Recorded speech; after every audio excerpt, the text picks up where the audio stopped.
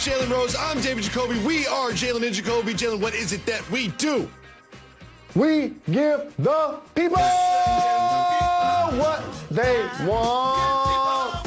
Jalen, we have Kyrie Irving sneak dissing LeBron James. We have Doc Rivers as the coach of the 76ers. But we start with the big game tonight, Game 2 of the NBA Finals. Goran Dragic and Bam Adebayo are both doubtful. I doubt Goran will make a go.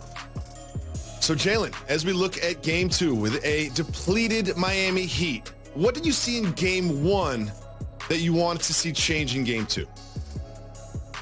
Not only did they get depleted during the game, as you mentioned, a couple of injuries that they sustained, but I was watching the game and realized the tall ball Lakers had a distinct advantage as it related to height and physicality. When I was looking at their point guard that's 35 years old that led the NBA in assists named LeBron James, and I figured that he's the same size basically as Bam Adebayo, who's the point center for the Miami Heat. Now, in the previous series when Bam was driving to the basket and dunking all over Boston, he looked like he was way larger than everybody else. But in this series, that's not the case. Oh, and by the way, LeBron also plays with AD, who's 6'10" and had 38 points, and Dwight Howard, who's a physical specimen and has always been chiseled his entire career. So if this was a fight, they're in two different weight classes. There's a reason why you never see Mike Tyson fight Floyd. They're in different weight classes, Jacoby.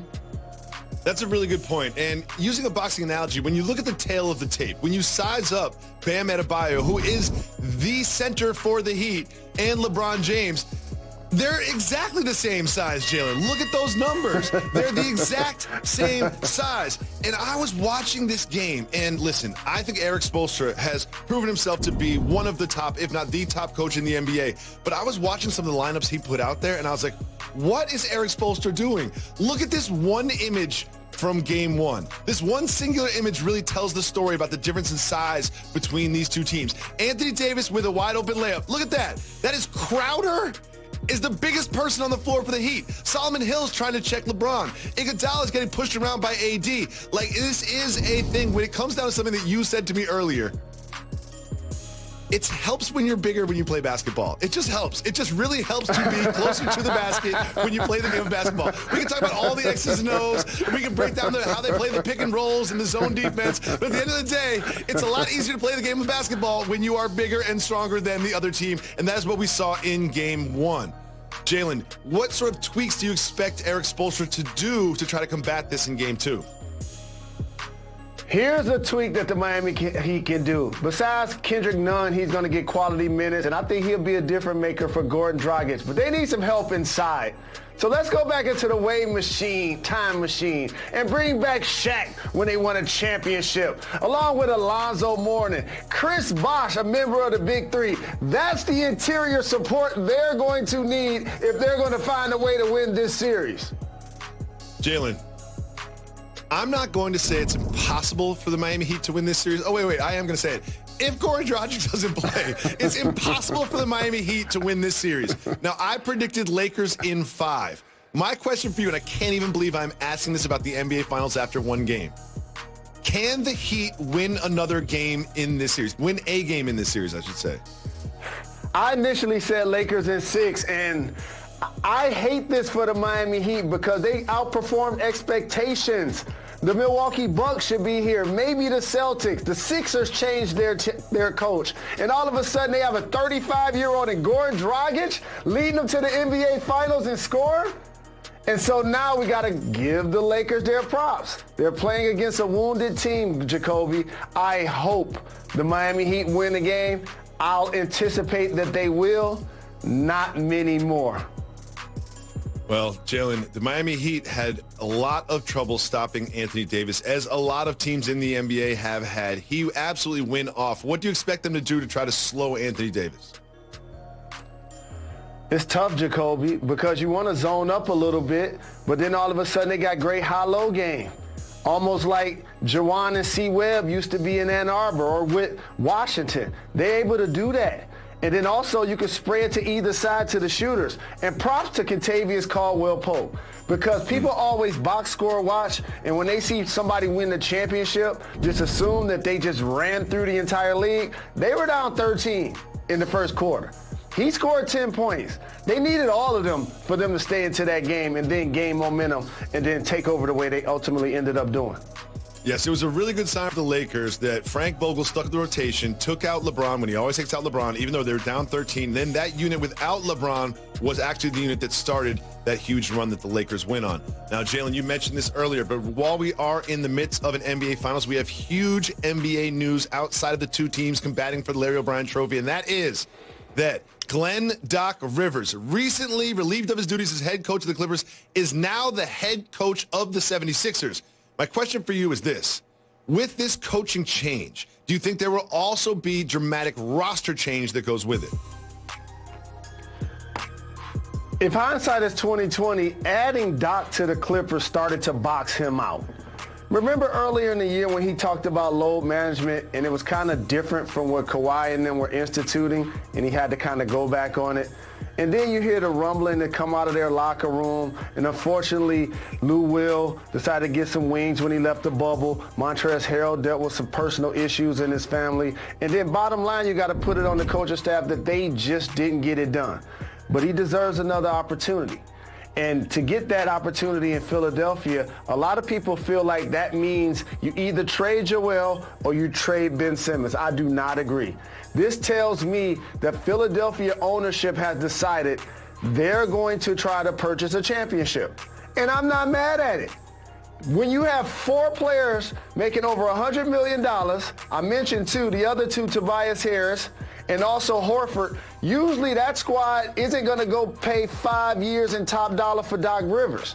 They did so because they're in the East. And when you're in the East, you can watch Kawhi Leonard go to Toronto and win the East and win the championship in one season.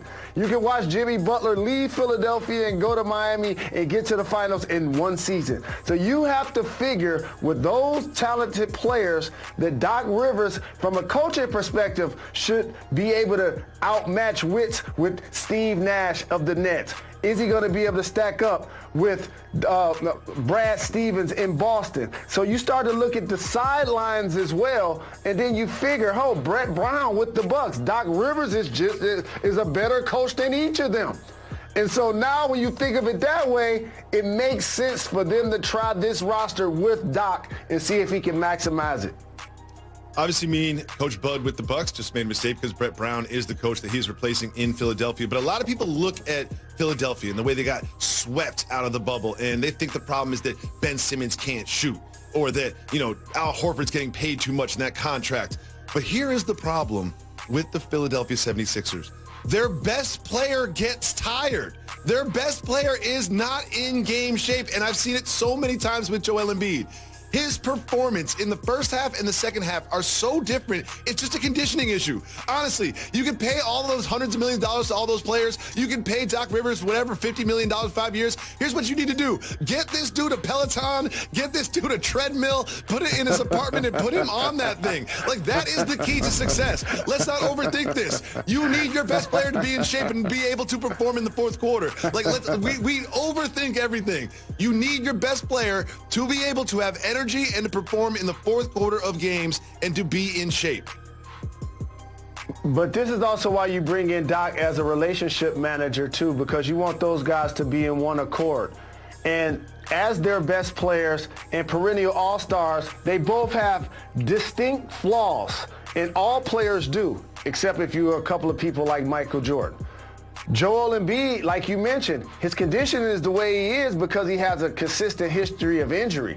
So if you can't practice, and then you can't stay in shape in the offseason, and then you can't play in every game, it's hard to be in tip-top shape. For Ben Simmons, he just doesn't attempt shots outside of the paint. And for a point guard in today's game, that's very unique. But what Doc is going to do is take the ball out of his hands sometime. In this offseason, I guarantee they're going to get somebody else that can handle the ball. And then all of a sudden, you're going to see Ben on the baseline, dunking, triple-doubling, and then I think their roster is going to flourish based on building from within. I also think that Elton Brand was like, well, I can't trade Tobias Harris because every time I mention him to another GM, they just hang up on me. So who made Tobias Harris work? Oh, that's right. Doc Rivers. Maybe that's what he is thinking. Maybe he's thinking, you know what? Doc Rivers got 20 points out of this guy. Perhaps he can get 20 points out of this guy in Philadelphia. Jalen, I'm generally a pretty positive person, but some things really irk me, and I go dark. It's time for me to do that. It's negative.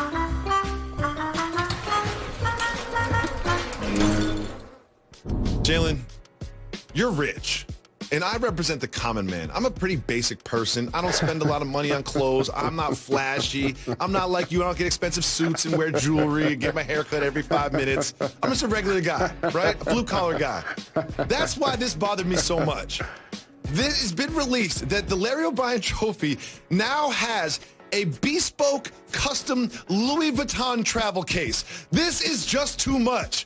This is too much. I do not need the Larry O'Brien Trophy to travel in a Louis Vuitton luggage case that is full of blue velvet and probably costs 5 figures. I don't need to know how the Larry O'Brien Trophy got to the game. And I understand this is just a money play that Louis Vuitton's probably paying lots of money for this kind of coverage, but this is stupid to me. I don't need the Larry O'Brien Trophy to look like it's that Nicki Minaj was checking it at the airplane going to on a flight. Like, I don't need that. I just want to know that the Larry O'Brien Trophy is there. I don't need to know that it got there in a designer luggage case. This bothered me. Do you understand where I'm coming from? It got to be in a stylish and designer case, Jacoby. It's the most important trophy in basketball. It needs to be treated like royalty. You seen Coming to America. That's something like you deliver to Hakeem. That's how it's got to look. A+. No doubt about it. That thing needs armed security as well. This is overdoing it. This is way, way, way overdoing it. And you know what else is overdoing it? Your Gucci backpack that you walk every single day. You don't need that either, Jalen. There's nothing wrong with a Jan Sport. Get back to your roots, Jalen Rose. You, the Larry O'Brien Trophy, need a lesson in blue-collar life. Jalen, Kyrie Irving and Kevin Durant got together on a podcast, and wait until you hear what they had to say. You'll hear that right after this. You're watching Jalen and Jacoby. And brought to you by Chase. Welcome back to Jalen and Jacoby. Jalen, KD has a new podcast called The Etceteras, and he had his new teammate Kyrie Irving on as a guest. And wait to hear what Kyrie had to say about the end of games.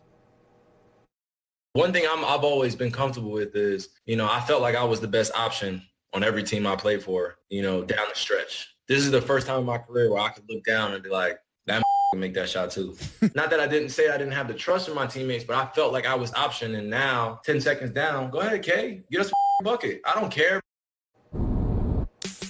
Now, Jalen, everyone's going to point out the fact that Kyrie and LeBron played on the same team. Kyrie has since taken to Twitter and said, we're making too much of a big deal out of this. It's nothing. Jalen, your thoughts about him saying every team he played with, he was the best option coming down the stretch? The conviction in his voice reminded me of the legend, late, great Kobe Bean Bryant, who was Kyrie's mentor. And what this reminds me of, Jacoby, is all championship rings aren't created equal for these great players. I recall the Lakers winning 3 championships together with Shaq and Kobe, but Shaq really enjoyed that one with Miami. He made a rap song about it and everything. And then Kobe got a chance to win his 2 without Shaq, and he loved those just as much, if not more, than the other 2. That's what we're experiencing right now with KD and Kyrie. KD, of course, appreciated winning 2 times Finals MVP and 2 chips with the Warriors. Same with Kyrie with Cleveland. However, they left those situations. Now they've teamed up with the Nets. In this championship, they will feel validated more than they did in their previous spots. So now they're sitting back doing the podcast. I don't have to tell you, you have greenlight the first former athlete to do a podcast along with the Podfather. This is why we create this atmosphere, because they can get relaxed. And it goes from being an interview to locker room talk. And then you start to say what you really feel. LeBron in the finals, you watching it? And as we give LeBron his flowers for winning in Cleveland, Kyrie was like, wait a minute, I'm the one made the biggest shot. I have 40 in Game 6 also.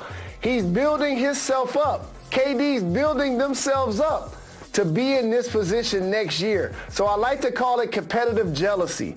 While there's so many people that are rooting for LeBron James, and I am too because he's a social justice warrior and his duality is awesome, there will be other players in the league that feel like, you know what, that should be me.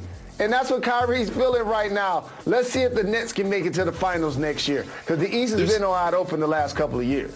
There's absolutely nothing wrong with Kyrie Irving feeling like he was the best option on every team he's on. The problem is, objectively, he was not when his teammate was LeBron James. But that wasn't all they discussed on this podcast. They also discussed the new head coach, Steve Nash, and Kyrie said that he could be a head coach. KD could be a head coach. It'll be a collaboration. If you're Steve Nash and you hear this, how do you feel?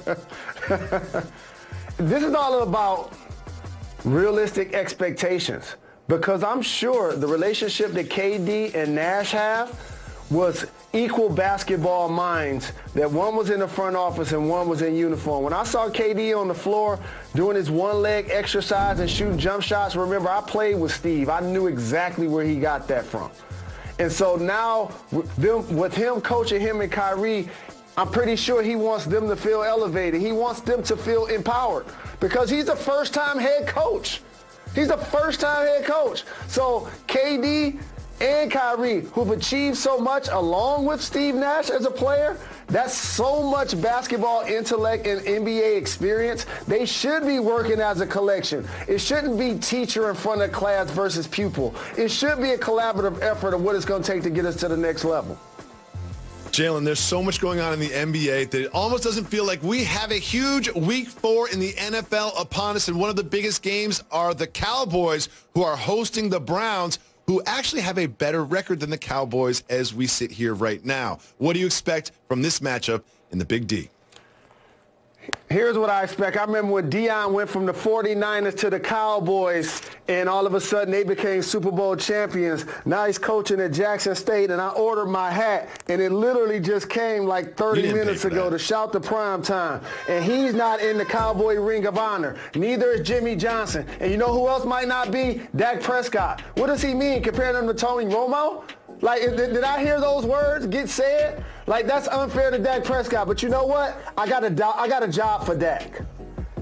I got a job for Dak. You ready for this? I got a job for him.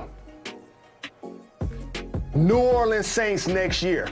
I got you, Dak. I got you. Sean Payton has a background as it relates to being in Texas and with the Cowboys directly, indirectly. I got a job for you, Dak. You and Alvin Kamara getting top dollar as Drew Brees rides off into the sunset. It won't be Taysom Hill. It won't be Jameis Winston. Go get Dak, Saints. Jalen, I love that prediction from Rostradamus. I love it. The only thing I don't like about that prediction is when it happens, we're going to have to play this clip and you'll be wearing that stupid hat. Why did you have to put on the hat? Jalen, I also want to remind you that this evening at 7 o'clock, we have Game 1 of the WNBA Finals. It is the Storm against the Aces. Make sure you tune into that, and also make sure you stay tuned, because we're talking Patrick Mahomes against the mind of Bill Belichick right after this. You're watching Jalen and Jacoby. Welcome back to Jalen and Jacoby. Jalen, there's one game on the slate in the NFL this weekend that I am keying on. I am locked in at one of the 4 o'clock games. It is the Chiefs against the Patriots. Mahomes against Cam. Bill Belichick against Bieniemy and Reed. Jalen, what do you think the key to a potential upset is in this one? This is an opportunity for Cam to show he that OG, that dual threat quarterback, the black guy that won a championship and a Heisman Trophy in college and ushered it in for guys to follow suit. Patrick Mahomes has been one of those guys, along with Lamar Jackson and Deshaun Watson. And so for Cam, having this opportunity with the Patriots to reinvent himself, if he can go out and play well and they can upend the Chiefs, and Bill Belichick and his staff can create a defensive scheme to slow down Patrick Mahomes, this is going to catapult their football team, and more importantly, catapult Cam, because this offseason, somebody's going to have to give him a check. Somebody's going to have to give Cam a check. These are the type of signature games that can help that go a long way. Let's not forget that the Patriots and Cam Newton were 1 yard away from beating the Seahawks. And what Bill Belichick needs to do to Mahomes is what Mahomes does to the opposing defense.